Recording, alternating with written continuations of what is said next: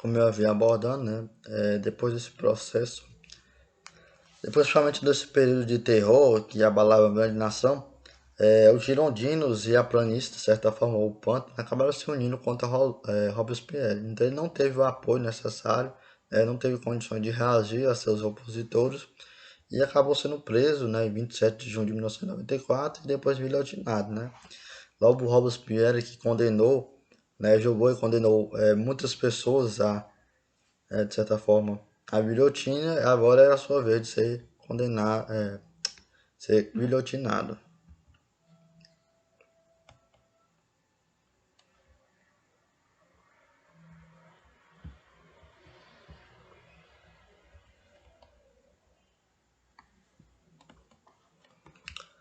Bom, o diretório, né? Depois que Robespierre ele foi tirado do poder, a Convenção Nacional passou a ser controlada pelos representantes dos interesses da alta burguesia, ou seja, os girondinos, que é esse grupo mais da elite, e com nova orientação política, é claro, né? Essa convenção ela decidiu elaborar uma nova constituição para a França, então aí você já tem a terceira constituição francesa. Então, nesse período de 10 anos, você teve três constituições, uma monárquica, uma republicana e uma fazia parte do diretório. Então, em 1975, você tem o término dessa nova Constituição e ela estabelece a continuidade do regime republicano, que seria controlada pelo diretório, composto de 5 membros eleitos pelo Poder Legislativo. Né? O diretório vigorou até de 1995 até 1999, período que ele tentou, de certa forma, conter o descontentamento popular e afirmar o controle político da alta burguesia sobre o país. Ou seja, os ricos, de certa forma, essa alta burguesia de comerciantes, donos de fábrica, ela tentava estabelecer ou garantir as conquistas do processo revolucionário francês em si e conter essas exaltação e interesse das camadas populares. Nesse período, né, o território francês voltou a ser atacado pelos exércitos inimigos, né, das forças absolutistas dos estados vizinhos, que de certa forma agravou mais ainda a situação interna do país. Nesse período, o general Napoleão Bonaparte, né, ganha prestígio por seu desempenho nas representações das rebeliões contra o governo e, com o apoio da burguesia e do exército, deflagrou um golpe de Estado. Então, o golpe de 18 Brumário de Napoleão é conhecido como o episódio que dá fim ao processo revolucionário francês. Por que 18 Brumário? Bom, 18 Brumário basicamente era a data do calendário estabelecido na Revolução Francesa. Então, depois do estabelecimento da Revolução Francesa, você tem, né, a formação de um novo calendário, né, representando essa mudança na sociedade. E basicamente, né, ele tinha várias marcas com a questão das estações que eram dadas a determinados períodos do ano. Então, Napoleão Bonaparte, aliado a influentes políticos burgueses, né, dissolveu o diretório e estabeleceu um novo governo denominado consulado. Esse episódio ficou conhecido como golpe de 18 Brumário, perdão.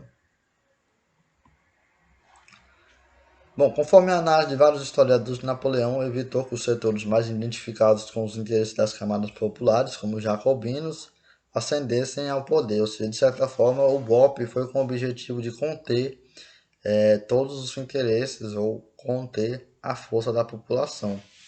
E com isso, o golpe consolidou, né, as conquistas e a vitória da burguesia, que era esse grupo que ascendeu na sociedade. Então é muito importante você ressaltar e ter essa compreensão que a Revolução Francesa ela marcou essa mudança do controle do Estado, que antes era dominado pela monarquia, de certa forma, e agora, a partir do momento da Revolução Francesa, do término, passa a ser governada predominantemente pela burguesia, ou seja, os grandes comerciantes, empresários. E até hoje você tem essa perspectiva. A maioria dos estados nacionais, o próprio Brasil, por exemplo, de certa forma, ele é controlado em grande parte pelos grandes empresários e comerciantes. E aqui vem a atividade, né? A primeira questão é, com a aprovação da primeira Constituição da França, o governo passou a vigorar conforme os interesses da burguesia, como eu havia falado anterior. Cite algumas conquistas estabelecidas na primeira Constituição da França que representavam o interesse da burguesia. Então aqui você vai voltar lá no comecinho, né, e ver os interesses que relacionavam à burguesia, a liberdade e tal. as conquistas, separação de Estado e religião, liberdade de comércio, entre outros. A número 2, o que foi o período conhecido como terror da Revolução Francesa? Então aqui você vai falar desse período jacobino e tal, e quais as características dele. Aqui, volta. Aqui evento marca o fim do processo revolucionário. Então, basicamente, aqui você vai falar qual é esse evento que terminou, que marcou o fim da Revolução Francesa. A número 4, né? Quantas constituições a França teve durante os 10 anos do processo revolucionário francês? Então, basicamente, se você colocar, né, a quantidade, de certa forma, foi muita, né? E a quinta pergunta, que é a pergunta que eu mais amo, né? Bom, basicamente, essa é o objetivo, um dos meus objetivos principais, para verificar se você realmente compreendeu ou consegue levar esse conteúdo para a sua prática, né, para o seu dia a dia. Então você vai fazer uma analogia, né? Essa hora de você botar e colocar todos os seus conhecimentos em práticas. Então, depois da proclamação da República Francesa, surgiram três grupos políticos: os girondinos, os jacobinos e a planície ou pântano. Façam a comparação e analogia dos interesses dos grupos, seus representantes, com os interesses da direita, esquerda e centrão da política brasileira contemporânea. Então, como eu falei, né, esse próprio termo direita e esquerda ele surgiu no processo revolucionário francês e esses grupos representavam diferentes propostas, diferentes interesses naquele contexto. Então, você vai fazer essa análise e vai mostrar o seu potencial de trazer ou a sua habilidade de fazer essa relação entre o contexto revolucionário e o nosso contexto atual.